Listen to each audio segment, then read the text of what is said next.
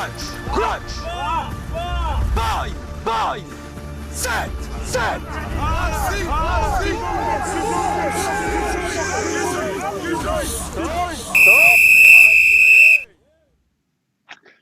Bonjour à tous et bienvenue sur la nouvelle version du live des TMO. Donc déjà, bonjour les gars. Salut tout le monde. Salut tout le monde. Salut. Nouvelle année, bon, ça fait déjà quelques temps qu'elle a commencé maintenant, mais nouvelle année, nouvelle version. On s'est dit qu'on allait quand même essayer de faire évoluer un petit peu les gens, pour les gens qui nous connaissent, le format de l'émission. Donc, je pense que l'idée, c'est de commencer directement. Cette semaine, pour vous présenter, pour ceux qui ne nous auraient jamais suivis, on a avec nous Cyril. Donc déjà, salut à toi Cyril, j'espère que ça va bien. Salut tout le Cyril. monde, ouais, ça va bien. Et vous? On a aussi avec nous, alors, il se murmure sous certaines tribunes de certains stades de National 1 de la région Occitanie qu'il aurait des entrées à la Fédé. Forcément, le meilleur coach, Sylvain, déjà. Bien trop d'honneur. Si déjà je peux avoir 3 places pour aller à la Coupe du Monde, je ne demande pas plus, pas besoin d'en avoir davantage. Hashtag Chabal, tu vois, c'est ça le truc. On ne dit pas de marque. Ouais, c'est ça. Il se murmure aussi dans certaines travées d'un stade qui s'appelle Ernest Wallon, que c'est sa femme qui n'a pas voulu qu'il appelle sa fille Jo Tekori. Forcément, Seb avec nous. J'espère que tu vas bien, Seb. Salut tout le monde, oui, ça va. Voilà. Cette semaine, ce week-end, c'était la reprise du top 14. Donc, du coup, enfin, reprise du top 14 après une parenthèse européenne quand même. Bon, reprise, parenthèse européenne, tout ça, ça me fait un peu rigoler parce que ça nous a quand même permis de constater le faible niveau des équipes françaises. C'est-à-dire que même les équipes qui ont perdu, même les équipes, je trouve, comment dire, il n'y a pas eu de combat, quoi. C'est-à-dire que les cups sont joués maintenant par à peu près, allez, on va dire, même pas 50% des équipes qui sont engagées. Dans ces 50%-là, il n'y en a même pas 50% qui la jouent vraiment. Donc finalement, on se retrouve avec un espèce de marasme européen qui est un peu, comment dire, un peu surjoué par certains et un peu sous-joué par d'autres. Donc, on entend déjà, je sais que ça va faire marrer Seb, certaines pleureuses du top 14 qui se plaignent des doublons et tout ça, mais ça, c'est pour le top 14. Pour la parenthèse européenne, quand même, mine de rien, je tiens à dire qu'on sait qu'enfin, en tout cas pour ma part, je me suis quand même bien rendu compte qu'il y avait une différence de niveau entre les équipes françaises et les équipes européennes. Pourquoi je dis ça? C'est parce qu'encore une fois, on nous survend le top 14 comme le meilleur championnat du monde. Et finalement, quand on est un petit peu comment dire, confronté à d'autres équipes, on se rend compte que dans le jeu, franchement, c'est pas terrible, quoi. Tout ça pour dire quand même globalement que finalement, c'est le retour du top 14. Donc, ça fait du bien de pouvoir voir des matchs qui se jouent sous la pluie avec des belles erreurs d'arbitrage habituelles. Voilà, je pense qu'on va se marrer encore. Bientôt, c'est le retour de la nouvelle parenthèse encore. C'est ça, c'est-à-dire qu'on est dans un championnat où il n'y a que des parenthèses dans le championnat. Donc finalement, est-ce que vraiment on peut juger ça avec forcément le 15 de France qui arrive et puis les joies, comment dire, des miles gagnés en avion, hein, dixit notre ami Jérôme. Forcément, l'empreinte carbone est ouf à ce niveau-là. Les joueurs qui reviennent, qu'on fait jouer tout de suite. C'est-à-dire, ce qui est bien, c'est qu'on se rend compte que finalement, on n'apprend rien. Baye est revenu, on l'a fait rejouer tout de suite. Après quelques temps joué en club, il se blesse. Là, aujourd'hui, on apprend que Villiers, c'est la même chose. Ça devient vraiment insupportable. Franchement, pour en finir juste très rapidement, voilà, avec mon petit début d'émission pour vous faire un petit peu réagir là-dessus, la seule chose que j'aimerais demander, c'est juste moins de com et un peu plus de jeu, s'il vous plaît. Mais ça n'engage que moi. Donc voilà. Merci les gars de m'avoir laissé parler un petit peu. J'ai fait un tour un peu global de tout ça, mais c'est pour vous dire que ça me saoule un peu tout ce marasme, toute cette com qu'on nous fait depuis quelques temps autour, que ce soit de l'équipe de France, des clubs et tout. Et finalement, on se rend compte que les dindons de la farce, il y en a deux dans l'histoire. C'est les supporters et les joueurs. Les joueurs, ils se blessent et les supporters, personne n'y trouve son compte. Donc, voilà, c'est tout pour moi. Ouais, mais ça revient à ce qu'on dit depuis des lustres et des lustres et des lustres. Les joueurs en ont parlé dernièrement. Antoine Dupont en chef de file, c'est sur l'accumulation de matchs qui fait que tu es sur un calendrier qui est démentiel. Et de multiplier les compétitions, de multiplier les matchs, de multiplier les rencontres, que ce soit international, en club ou en Coupe d'Europe, de club et tout ça, tu n'arrives plus à comprendre les formats, tu n'arrives plus à comprendre ce que tu regardes. Et alors nous, on est passionnés, donc voilà, quand on voit du rugby, on sait à peu près ce qu'on regarde, mais j'imagine le spectateur lambda qui s'intéresse d'un coup un peu au rugby, il voit qu'il y a du top 14, qu'au milieu du championnat, il y a de la Coupe d'Europe, et qu'au milieu de la Coupe d'Europe, on rajoute le 6 Nations. Donc, pour arriver à faire plus simple, tu meurs, quoi. C'est un truc de fou. Et en fait, je suis complètement d'accord. Et pour appuyer un petit peu la fin de mon propos, hein, Ouais. je dis, hein, ça n'engage que moi, mais là-dedans, il y a tout un marasme. Et c'est pour ça que je dis que les dindons de la farce, c'est et les joueurs et d'un côté les supporters. Parce que pour moi, en fait, ceux qui s'en tirent un peu bien, c'est ceux qui se plaignent. En gros, c'est les entraîneurs. Là, je visais certaines rumeurs d'Internet, des stars d'Internet qui disent que certains sont des pleureuses. Mais en fait, au-delà de ça, c'est-à-dire que on le sait maintenant, les doublons, ils sont là. Les coachs doivent être préparés. Si tu te plains des doublons parce que tu as mal préparé, c'est toi qui es responsable quand tu es coach. Voilà, c'est juste. Je voulais juste finir là-dessus. Petite réaction, vas-y Seb, si tu veux. Non, effectivement, les joueurs sont des noms de la farce parce que effectivement, ils Ouais. n'arrêtent pas les allers-retours. Ils n'arrêtent pas de. Enfin, on les appelle pour jouer alors qu'ils reviennent juste de blessure. C'est un petit peu compliqué. Après, c'est un championnat démentiel. C'est un calendrier démentiel que l'on connaît depuis plusieurs saisons, depuis trop longtemps malheureusement.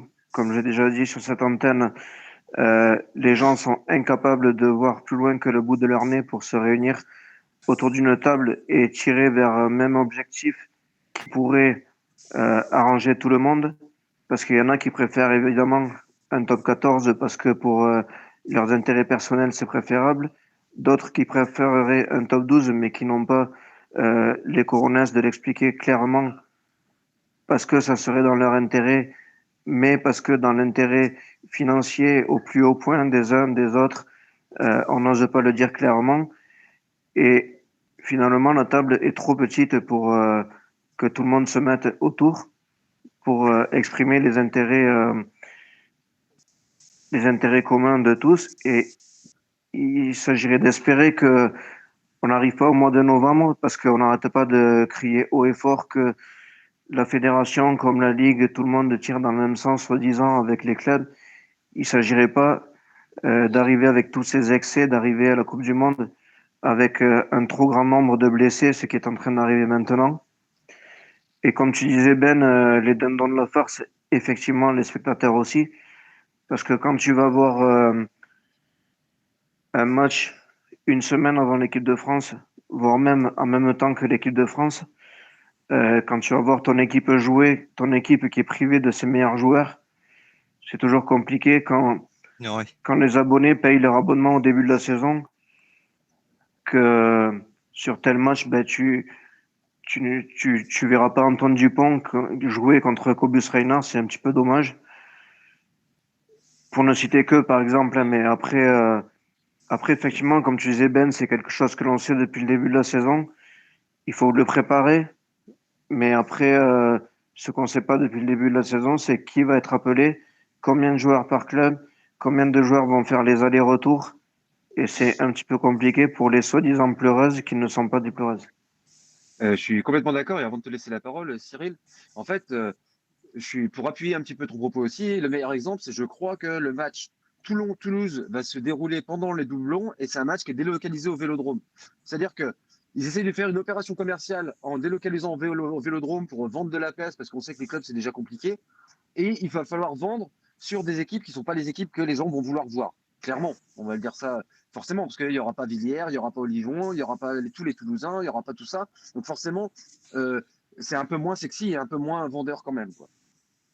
C'est Une sûr. petite réaction, Cyril, de ton côté?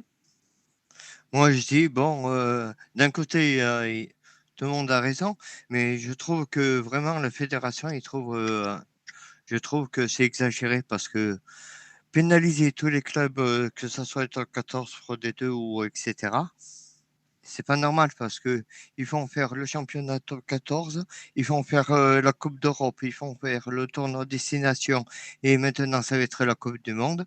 Ça pénalise tous les clubs. Moi, je trouve ça pas normal parce que franchement, quand ils laisseraient faire, moi, à mon avis, moi, mon propos, ça serait de faire le championnat entièrement et après, une fois que le championnat est fini, leur laisser un peu le temps de récupérer et après faire le tournoi destination après la Coupe d'Europe, après un temps de récupération et le tournoi destination et la Coupe du Monde. Parce que là les joueurs, ils prennent vraiment les joueurs pour des machines.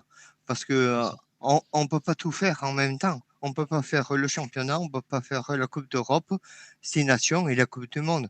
Dans quel état ils vont être les joueurs à la Coupe du Monde ou C'est ça. alors le tournoi destination? Alors, il faudrait réfléchir un peu à ça. Non, Bon, mais je dis pas que qu'ils fassent le tournoi à destination, mais qu'ils laissent les joueurs aller dans leur club faire leur match. Parce que là, et, ils pénalisent tout le monde, à vas-y, mon Sylvain. avis.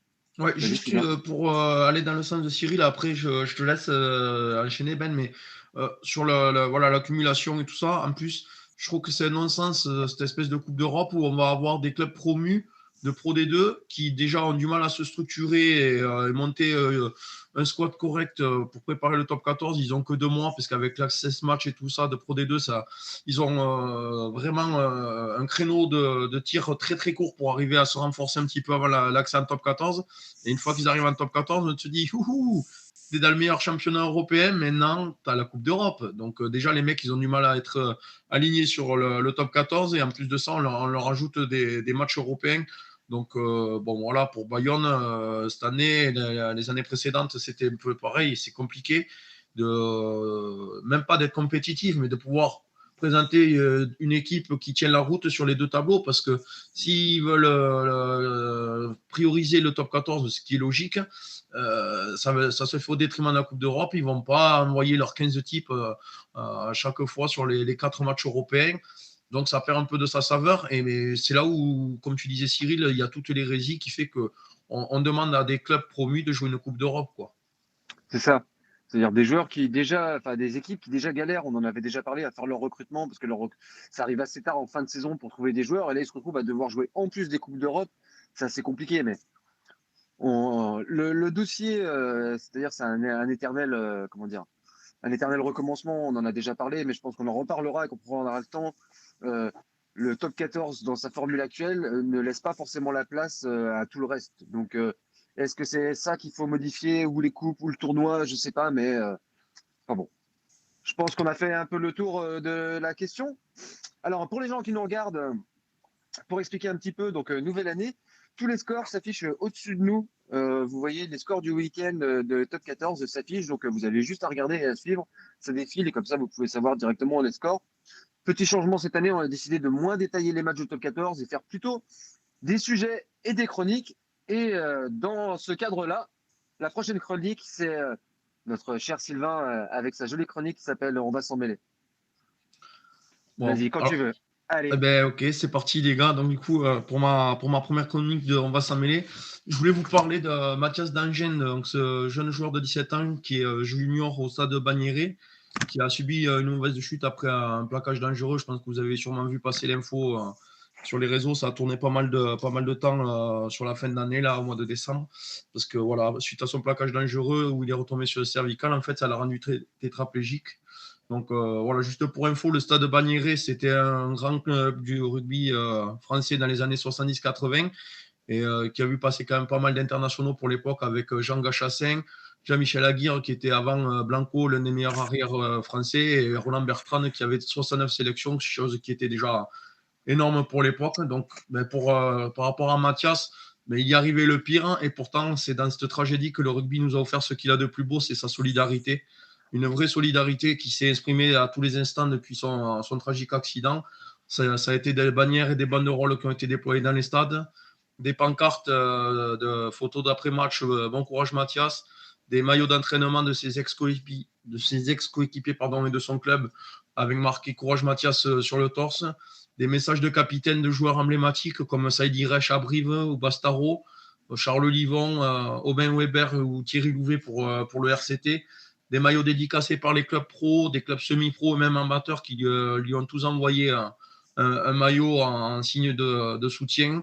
Donc il y a le Stade Toulousain, le CO, l'UBB, la section paloise, Mont-de-Marsan, Biarritz, Tarbes, Périgueux, Albi, enfin, il y en a tant d'autres que j'oublie, je m'excuse, mais je tiens vraiment à les féliciter parce que rien que ça fait chaud au cœur. Et bien, c'est pas Cyril qui me contredira là-dessus. Donc voilà, on sait l'importance que peuvent avoir ce genre de petits gestes.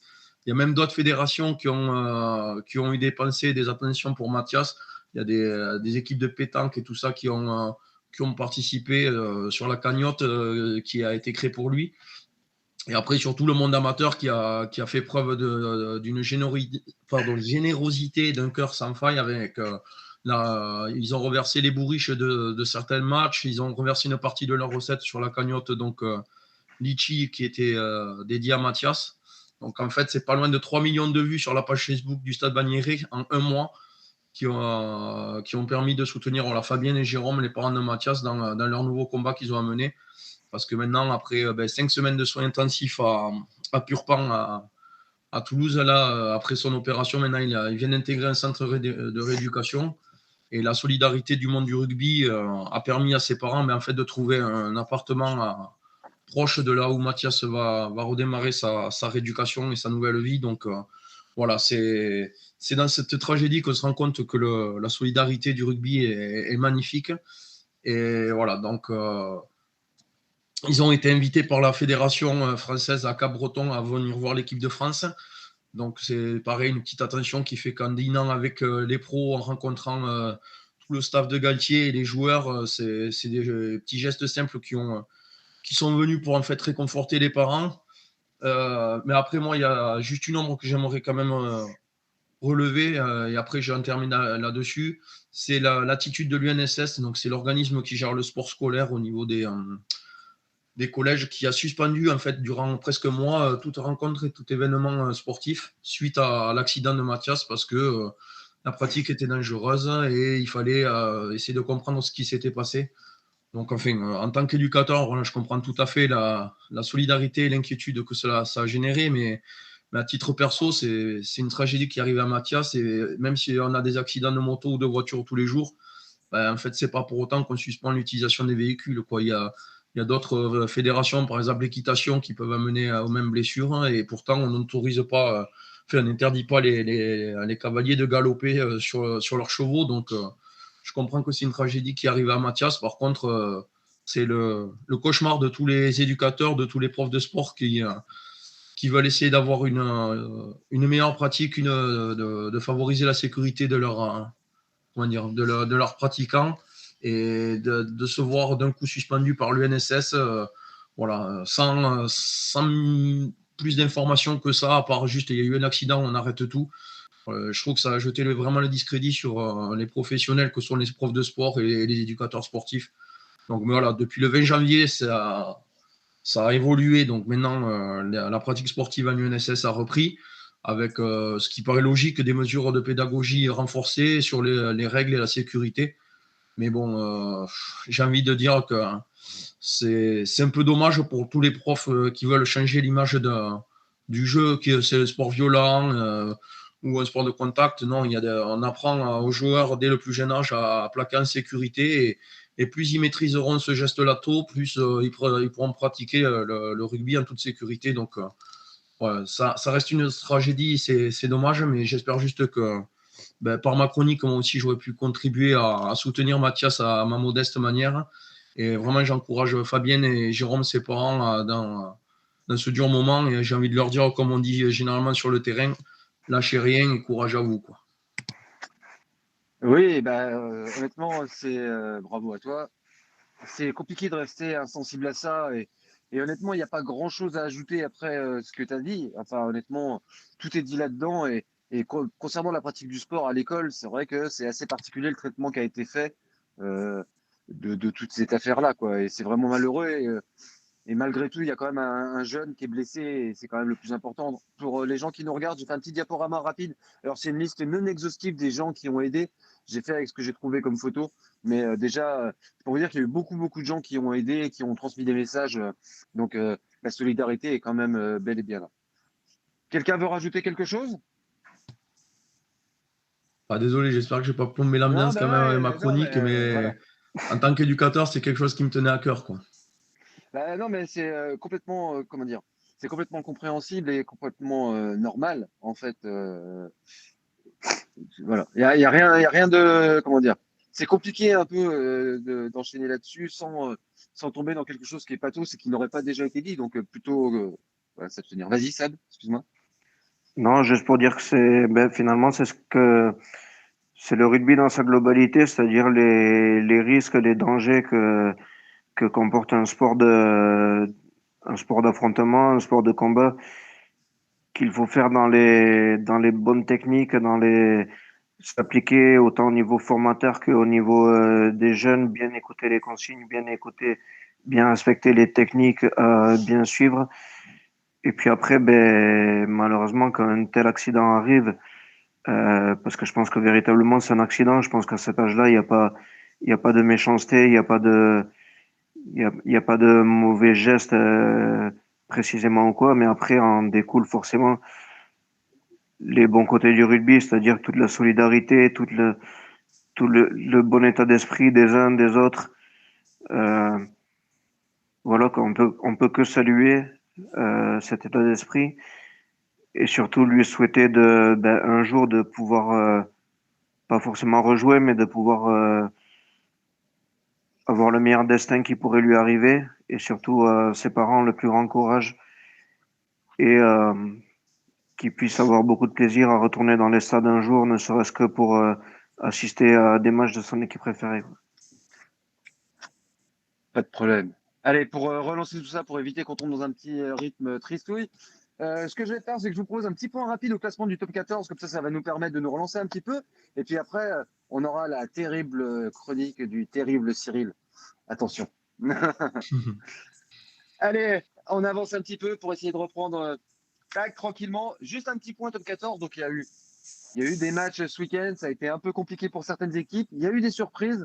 Donc, comme je vous disais, les scores du match s'affichent régulièrement en haut de la page, donc vous pourrez voir ça correctement. Je voulais faire un petit point classement, juste vite fait pour qu'on en discute, parce qu'il y a quand même quelques surprises. Donc, premier, Toulouse, deuxième, le Stade Français, troisième, La Rochelle, quatrième, le Racing, cinquième, l'Aviron, sixième, Bordeaux. Déjà, ça fait quand même un top 6 qui est un peu particulier.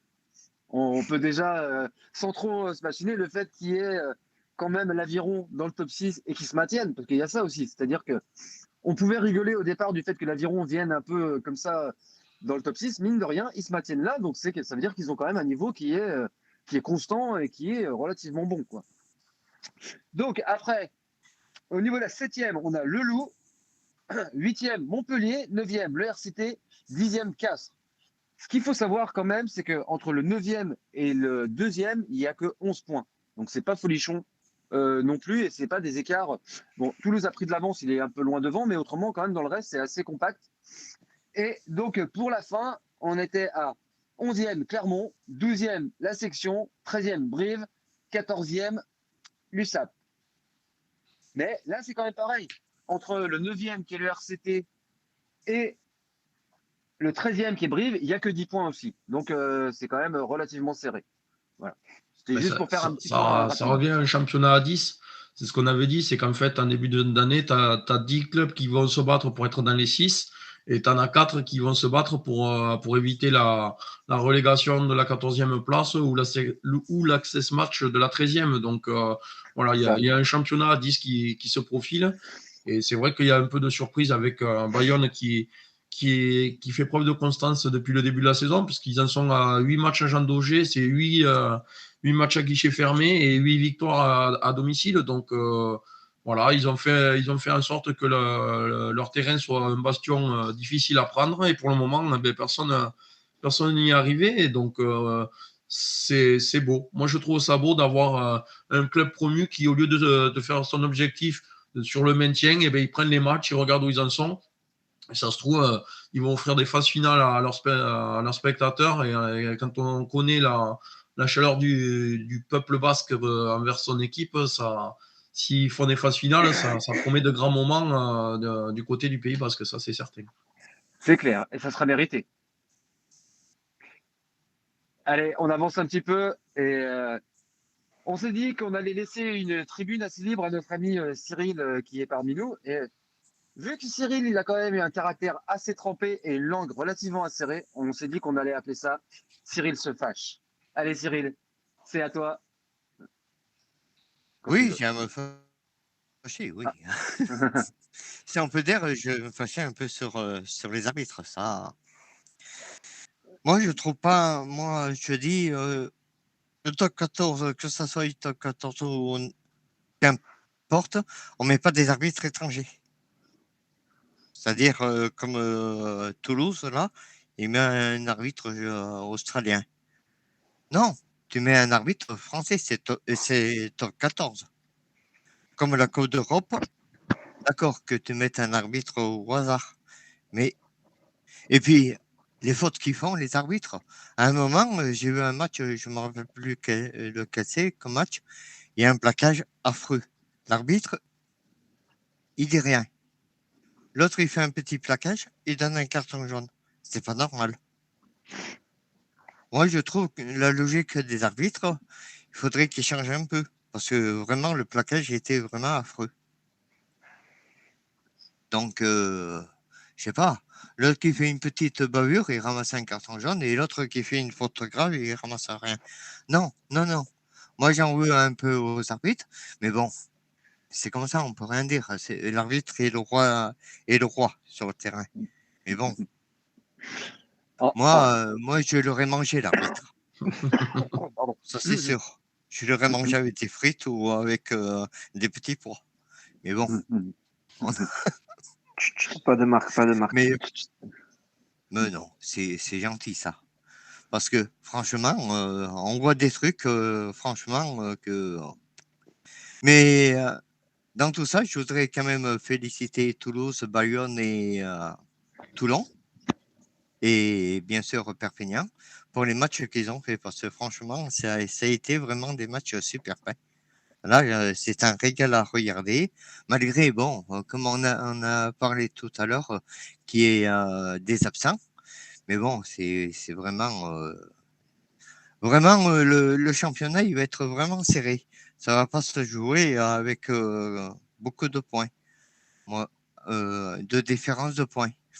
Parce que Ça va quand être, on voit les autres qui se rebiffent, moi, je vois bien Bayonne aller dans les 3 premiers. faudrait Par qu'on exemple. réécoute les bandes des premières émissions qu'on a fait au début de l'année. Là, on avait fait un prono de qui c'est Ouais, qu'on voyait dans le top 6. Je pense pas qu'il y en ait un de nous, 5, en incluant GG qui est pas avec nous ce soir, qui avait mis Bayonne dans les 6 quand même. non, je crois pas non plus.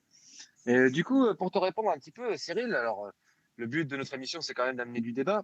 Alors, pour aller un petit peu contre toi, pour t'expliquer un petit peu, moi, je suis plutôt pour qu'il y ait des arbitres, en fait, qui viennent ponctuellement, une fois de temps en temps, des arbitres étrangers qui viennent en top 14. Ça leur permet aussi de mieux arbitrer les Français quand ils jouent les matchs internationaux. C'est-à-dire que je trouve que là, vu que c'était un coup, alors si on avait que des arbitres étrangers tout le temps, forcément, ce serait un peu galère. Mais dans la réalité, c'est pas si problématique dans la mesure où les 3 quarts des joueurs sont aussi étrangers. Donc de ce côté-là, voilà.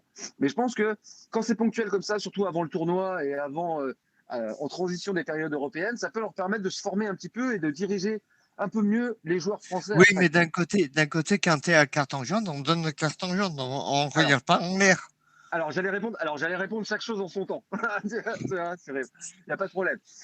Je pense que ce que tu as soulevé, et on l'a déjà soulevé nous entre nous, c'est que c'est vrai que ces derniers temps, il y a quand même un manque d'uniformité dans les décisions arbitrales globales. On en a déjà beaucoup parlé, sans jeter l'opprobre sur les arbitres, parce qu'en fait, il y a tellement de décisions différentes qu'on ne peut pas dire si c'est bien arbitré ou mal arbitré. C'est tellement différent qu'on peut finalement pas avoir de point de comparaison.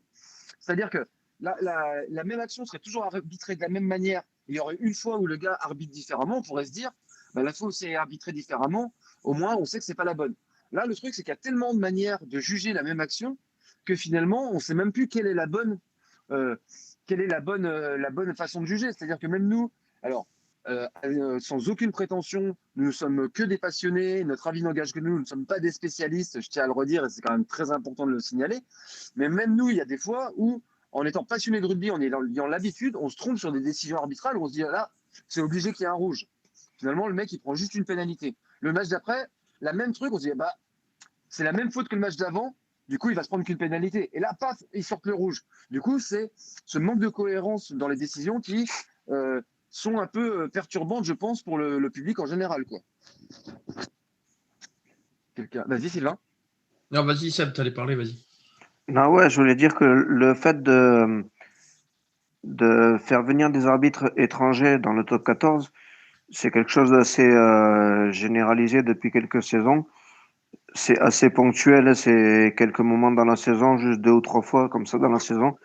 Après, effectivement, comme disait Ben, c'est assez positif dans le sens où ben, ça te permet de te confronter, si on peut dire confronter, mais à de l'arbitrage différent de ce qui se fait tous les autres week-ends en top 14. Effectivement, quand tu joues en Coupe d'Europe, après, tu es obligé d'être confronté à de l'arbitrage étranger. Donc, d'un côté, ça te permet de t'habituer un petit peu. Quand on va jouer la Coupe du Monde, on va être confronté à des arbitres étrangers, puisque peut-être que vu le niveau de l'arbitrage français, il y aura peut-être pas forcément beaucoup d'arbitres français non plus. Ça, c'était qu'une parenthèse qui mérite d'être soulignée. Mais quoi qu'il en soit, ça a le mérite aussi de proposer des styles d'arbitrage différents. C'est-à-dire que les arbitres du Sud ont un arbitrage différent par rapport aux arbitres français, par rapport aux arbitres anglais, par rapport aux arbitres écossais. Il y a un style d'arbitrage différent, euh, étant donné que le jeu du Sud est différent aussi par rapport au jeu européen. Donc, ils ont forcément des façons d'arbitrer différentes. Et il est forcément important et très intéressant d'être confronté à ces styles d'arbitrage. Après, l'autre problématique est aussi la qualité de l'arbitrage. C'est-à-dire que ben, il est important d'être arbitré par ces arbitres-là, mais il est important aussi d'être arbitré par les bons arbitres, par les meilleurs arbitres, et que ben, c'est pas parce que nous, en matière d'arbitrage domestique, on fait des erreurs, que si on fait venir des arbitres étrangers qui fassent des erreurs aussi, c'est un petit peu embêtant. Maintenant, il faut savoir que les joueurs ont le droit de faire des fautes, les joueurs ont le droit de louper des plaquages, ont le droit de faire des en avant, ont le droit de faire, une mauvaise mêlée ou ceci, cela. Eh ben, il faut savoir que l'arbitre aussi a le droit de louper une action, a le droit d'oublier de siffler quelque chose. C'est tout à fait humain, c'est tout à fait arbitre. Et avant de s'en prendre à un mauvais arbitrage, il faudrait peut-être s'en prendre à un centre qui a loupé un plaquage, à un troisième ligne qui loupe un plaquage, qui amène un essai, ou à un demi de mêlée qui laisse s'envoler Ange Campuzzo pour prendre un essai.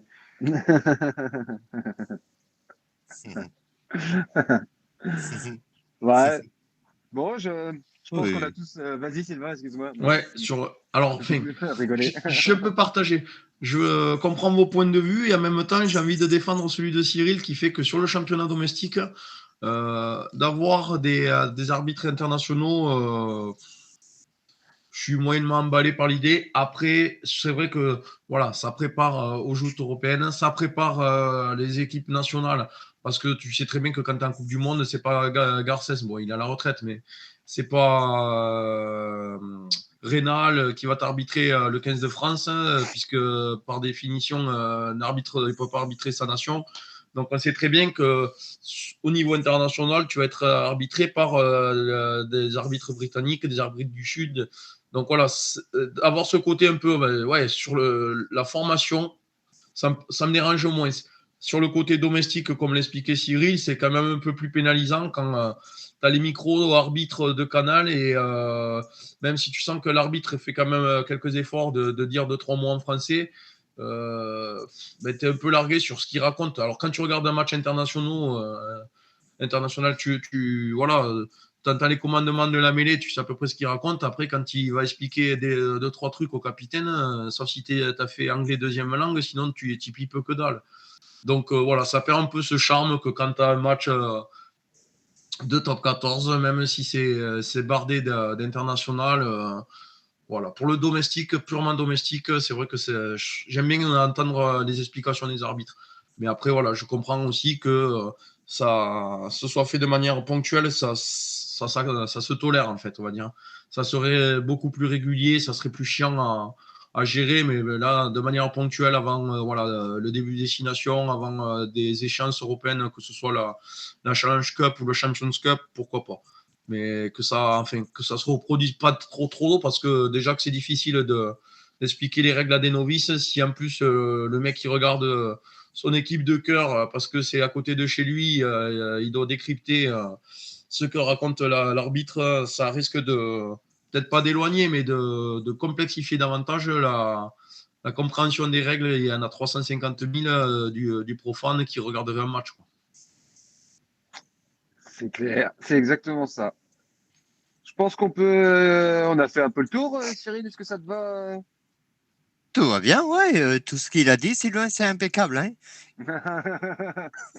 Parce que c'est vrai, parce que l'autre fois, hein, merci. Hein, C'est il fallait presque prendre le téléphone pour décrypter ce Ouais, qu'il disait alors, l'autre fois. là où, honnêtement, je peux abonder dans votre sens, c'est dans tous les matchs qui ont été arbitrés par des étrangers, certains faisaient moins d'efforts que d'autres pour parler français, et c'est vrai que c'était moins agréable à regarder pour les gens qui sont non pratiquants de la langue du perfide Albion. Ah, c'est sûr, on Allez, comprenait sur rien. ce, Ça va, hein. S'il faut euh, prendre un traducteur, c'est pas la peine. Hein. c'est un peu compliqué. Allez, on avance un petit peu. Dernière chronique de notre émission du jour. Voilà, on s'est dit que notre ami Seb était quand même le meilleur poil à gratter rouge et noir qu'on connaisse en ce moment. Alors, quoi de mieux qu'un pavé dans la mare pour notre ami Seb. Je pense que c'était un bon, comment dire, un bon titre, on va dire. Allez, vas-y Seb, c'est à toi. Fais-toi plaisir. Ben non, là, c'est pas tellement un pavé dans la mare, c'est plutôt une question que je vous pose par rapport au tournoi destination qui va démarrer ce week-end. Ben, savoir précisément votre avis. Est-ce que le 15 de France est favori de ce tournoi? D'une part, est-ce que le 15 de France doit faire de ce tournoi un objectif et pourquoi pas euh, doit avoir pour objectif peut-être un deuxième grand chelem d'affilée, ce qui marquerait encore plus le territoire en termes d'invincibilité, en termes de classe de favoris, j'oserais dire, entre guillemets, par rapport aux autres nations, et qui marquerait de son empreinte un petit peu au niveau des autres nations, au niveau du monde entier du rugby, pour impressionner un petit peu un petit peu tout le monde, quoi. Qui veut répondre en premier? Allez, vas-y Sylvain. Alors, non et oui. Est-ce qu'on est grandissime favori? Non. Pourquoi? Parce qu'en fait, déjà, tout simplement, on est sur une année impaire. Donc, ça veut dire qu'on va avoir 3 déplacements. On va se déplacer en Italie, on va se déplacer en Irlande et on va finir par un déplacement en Angleterre. Donc, ça serait magnifique de faire un double grand chelem d'affilée. Ça s'est vu qu'une fois, c'était en 97 et 98, où ils ont réussi à doubler. Mais quand on sait que voilà, les années impaires, c'est 3 déplacements. En plus, on commence avec l'Italie qu'on va retrouver aussi en poule en Coupe du Monde. Avec une équipe qui se restructure depuis 2 ans, qui commence à atteindre un niveau qui est sérieusement intéressant. Et je pense que les Italiens, sur ce 6 Nations 2023, s'il y a un match qu'ils ont entouré sur le calendrier, c'est le premier. Marquer les esprits, de faire chuter les Français qui ont 13 victoires consécutives, les battre chez eux à Rome. Voilà, c'est attention au match piège. Mais voilà, année compliquée. Donc je pense, pour répondre à ta question, que ça serait beau, mais de là à dire qu'on est favori, non, je crois pas. Je pense qu'on peut arriver à la Coupe du Monde, parce qu'il reste à peu près, je crois, c'est 8 matchs. Il y a les 5 matchs du 6 Nations et après il y a 3 matchs de préparation à la Coupe du Monde. Donc il reste 8 matchs avant le match d'ouverture contre les Blacks. Je pense pas qu'on va arriver à la Coupe du Monde avec une série de 21 victoires consécutives. Je pense qu'il y aura eu un petit couac ou deux, et même si je suis 300% supporter français, je pense que soit en Irlande, soit en Angleterre, il y aura un des deux où on n'arrivera pas à décrocher le match. Tu veux répondre, Cyril? Moi, je vois, comme il dit Sylvain, je vois pas la France gagner le tournoi. Je les vois dans les 3 premiers, mais pas, pas favoris, parce que c'est vrai que ça va être très très compliqué. Vu les déplacements et tout ça, il va y avoir des blessés, il va y avoir ainsi de suite. Déjà, dans les 3 premiers, ça sera beau. On Voilà. pourra peut-être gagner le tournoi, mais je pense pas qu'on fasse un grand chelem d'affilée. Ça Parce m'étonnerait que qu'on le fasse le j'aime chelem. l'équipe de France, mais bon, là, ça va être très très très dur. Alors moi, comment dire? Moi, pour ma part, en fait, je suis assez mitigé. C'est-à-dire qu'en fait, je sais pas si je vous avais déjà parlé, j'ai un peu une théorie là-dessus. C'est-à-dire que pour moi, je pense que si on gagne le tournoi, on risque de perdre la Coupe du Monde. Et je pense qu'en fait, ça ferait du bien à l'équipe de France de perdre le tournoi, même. Je vais vous dire pourquoi, parce qu'en fait, ça ferait un peu baisser les égos et ça permettrait d'arriver à la Coupe du Monde un peu moins sûr de soi et peut-être de moins tomber dans certains pièges qui vont arriver pour la Coupe du Monde. Donc, alors, je ne souhaite pas forcément qu'on perde, mais je trouverais ça rassurant qu'on perde, finalement. Je serais peut-être plus inquiet si on gagnait le tournoi, parce que je pense on aurait plus de chances. Alors, ça paraît ridicule hein, comme théorie, mais je ne sais pas si vous comprenez ce que je veux dire. C'est-à-dire que Non. pour moi, l'excès de confiance qui est gagné, si on gagne un deuxième tournoi de suite, et qui plus est avec le Grand Chelem, fait qu'on arriverait un peu en tongue à la Coupe du Monde. Et je pense que ce serait la plus grosse erreur qu'on pourrait faire. Quoi. Mais je Pour pense être, que c'est pas une théorie fumeuse, Ben, hein, parce que je vais prendre l'exemple des filles anglaises au niveau international. Je crois que c'était 38 matchs consécutifs, enfin une série incroyable. Invaincues, elles gagnaient le Six Nations, elles gagnaient tout en fait. Et en fait, elles ont perdu le seul match qu'elles auraient jamais aimé perdre, la finale de la Coupe du Monde. Donc, c'est ça, quoi. est-ce qu'il n'aurait pas fallu en perdre un avant pour avoir le petit coup de pied au cul qui fait que Que tu te tu sais que tu ouais. bosses, mais que voilà, ça te remet une petite leçon d'humilité de te dire que ouais, tu peux perdre. Ouais, je pense que c'est pas un exemple fumeux, tu vois, ce qui est arrivé aux Anglaises. Je pense qu'elles auraient signé pour perdre un match du Six Nations ou elles auraient signé pour perdre un match de prépa ou même en poule, limite se faire battre par les Françaises en poule, mais aller au bout. Tout le monde les donnait grandissimes favorites et elles perdent le seul match qu'il fallait pas, quoi. Donc, ouais, attention à l'excès de confiance. Je pense que tu vas dans le bon sens en disant que d'en perdre un, ça peut, voilà, ça peut mettre le petit coup de peps à éviter qu'on se sente trop invulnérable, quoi.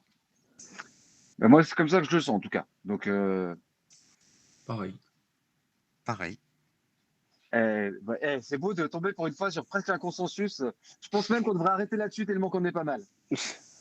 En tout cas, merci à tous de nous avoir suivis sur cette nouvelle version un petit peu test, on va dire ça comme ça, des TMO. On vous rappelle toujours pour notre pote Cyril son initiative des maillots du cœur. Hein, n'hésitez pas à nous envoyer des messages et on lui transmettra bien évidemment. On passe aussi un gros message d'amour à notre pote GG. On pense fort à toi. Allez, GG. Et vu que les vieilles habitudes sont les meilleures, des fois, je pense que Seb, tu vas pouvoir nous montrer ton bel organe et qu'on va pouvoir se quitter là-dessus. En tout cas, bonne semaine à tous. Et puis, Ben, vu que c'est pareil. la reprise du 15 de France, je pense que la semaine prochaine, on va avoir une émission assez saignante. Loupez pas ça. Ok, Attends, donc puisque je suis une vieille habitude, ben, n'oubliez pas de commenter, liker et partager et parlez-en autour de vous. n'hésitez pas à nous envoyer des messages, on fera au mieux pour y répondre. Bonne semaine à Ouais. tous. Allez, ciao, Salut ciao. les Bisous, à gars, bientôt. allez les Bleus.